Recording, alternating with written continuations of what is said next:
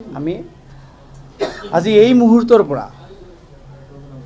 কাৰ্যকাৰী হোৱাকৈ ভাৰতীয় জাতীয় কংগ্ৰেছ দলৰ মই প্ৰদেশ কংগ্ৰেছৰ জ্যেষ্ঠ মুখপাত্ৰ পদ, মই নিখিল ভাৰত কংগ্ৰেছ কমিটিৰ সদস্য পদ,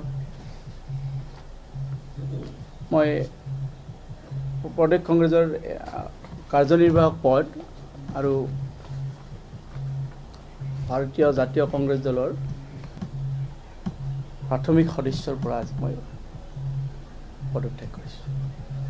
মই এই সাধাৰণ ঘৰৰ পৰা গৈ এইখন গাঁৱৰ পৰা গৈ মই ভাৰতীয় জাতীয় কংগ্ৰেছ দলৰ দৰে এটা ৰাষ্ট্ৰীয় দলৰ মই ৰাজ্যিক দায়িত্ব পাইছিলোঁ, দায়িত্ব সুচাৰুৰূপে পালন কৰিছোঁ। আপোনালোকে দেখিছে মই যেতিয়া মুখপাত্ৰ হিচাপে মই সৰব ভূমিকা লৈছিলোঁ, কিন্তু তাৰ পিছতো যেতিয়া মই কাম কৰিলোঁ সেই সময়ত কিন্তু তেখেতসকলে কিন্তু আমাক দলক যিখিনি দায়িত্ব দিব লাগিছিল বা সেইমতে কিন্তু তেখেতসকলে নিদিলে।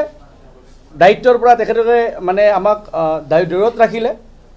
কিন্তু আমি আচৰিত হৈছিলোঁ, আমি দুখ পাইছোঁ। আচল কথাটো হ'ল টিকেট কেতিয়াবা কোনোবাই নাপাব পাৰে, ডাঙৰ কথা নহয়। টিকেট প্ৰত্যেকে আমি 6জন আছিলোঁ, আমি নাপাব পাৰে, একো ডাঙৰ কথা নহয়। কাৰণ মই কৈছিলোঁ 24ত পোৱা নাই, মই একো কথা নাই। মই ইভেন এনেকুৱাও কৈছিলোঁ যে প্ৰদ্যুৎ বিয়া ডাঙৰীয়াই যদি নতুনকৈ ইলেকশ্যন খেলিব খুজিছে তেতিয়া মই উইথড্ৰ কৰিম বুলি কৈছোঁ। সকলোৱে জানে, ইয়াতে উপস্থিত আছে, আপোনাক ক'ব ছিনিয়ৰ হিচাপে মই কৈছিলোঁ। কিন্তু যদি আমাক সাধাৰণ ঘৰৰ ল'ৰা বুলি কয়, যদি পাৰ্টীৰ প্ৰেচিডেণ্ট গৌৰৱ গগৈ ডাঙৰীয়াই তেখেতে যদি লগ দিব নোখোজে, তেতিয়াহ'লে আমি কি হিচাপত আমি দলত থাকি দলত কাম কৰিম? মই মোৰ লগত থকা যিখিনি নেতা কৰ্মী আছে তেওঁলোকক কেনেকৈ মই লগত লৈ চলিম, মই সেইটো কাৰণে আমাৰ আচলতে প্ৰশ্ন হৈছিলে। যিগৰাকী ব্যক্তিয়ে 10টা বজাৰ আগত কাকো লগ নিদিয়ে, 10টা বজাৰ পিছত যদি লগ দিয়ে নহয়, আপুনি কাকো মাতি নহয়, তেখেতে নিজে গুচি যাব গাড়ীত, আপুনি দৌৰি পিছে যাব লাগিব বাছ। কোনোবাই যে ওচৰত চেল্ফি ল'ব যায় তাতো গালি পাৰি দিয়ে। আপোনাক মই কৈছোঁ, তেখেতে এনেকুৱা হৈছে গৌৰৱ গগৈ ডাঙৰীয়া যেন তেখেত প্ৰদেশ কংগ্ৰেছৰ সভাপতি নহয়, তেখেত ৰজা, তেখেত একদম হৈয়ে গ'ল প্ৰাইম মিনিষ্টাৰ। তেখেতৰ যদি ওচৰত কোনোবাই যদি থিয় দি আপোনালোকে পদযাত্ৰাবিলাক চাই থাকক, তেখেতৰ গাত গালেগি যদি কোনোবা কৰ্মী এজন লাগিছে, তেওঁ একেবাৰে ৰখি পেলাই একেবাৰে ধমকি দিব। প্ৰিয়ংকা গান্ধী ডাঙৰীয়াই যেতিয়া ৰাজীৱ ভৱনত সোমাইছিলে কিমানক গঠিয়াইছে আপোনালোকে চাই লওক। কাৰণ তেখেতে জানে যে তেখেত তেখেতক ৰজাৰ দৰে যাব দিব লাগে, তেখেতৰ 1 মিটাৰ দূৰত কোনো যাব নোৱাৰে।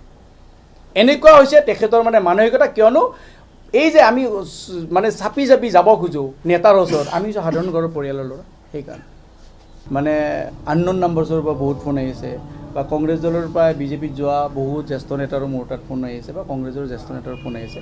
এতিয়ালৈকে মই কাৰো লগত কোনো ধৰণৰ এনেকুৱা কথা পতা নাই। নিশ্চিতভাৱে আমি সকলোৱে বহি ল'ম, আৰু অকল মোৰ ডিচিশ্যনে নহয়, সকলোৰে ডিচিশ্যন হ'ব। আৰু যদি আমি নলবাৰী সমষ্টিবাসীৰ, বিশেষকৈ নলবাৰী সমষ্টিৰ বা নলবাৰী সমাজ জীৱনৰ উন্নয়নমূলক কাম কাজত বা উন্নয়ন কৰিবৰ কাৰণে যদি আমি সুযোগ পাওঁ, বা আমি যদি কোনোবা দলৰ লগত যদি কাম কৰি যদি নলবাৰীৰ সমষ্টিবাসীৰ উন্নয়ন কৰিব পাৰোঁ, তেতিয়াহ'লে ডেফিনেটলি আমি সহযোগ কৰিম বা আমি চিন্তা চৰ্চা কৰিম।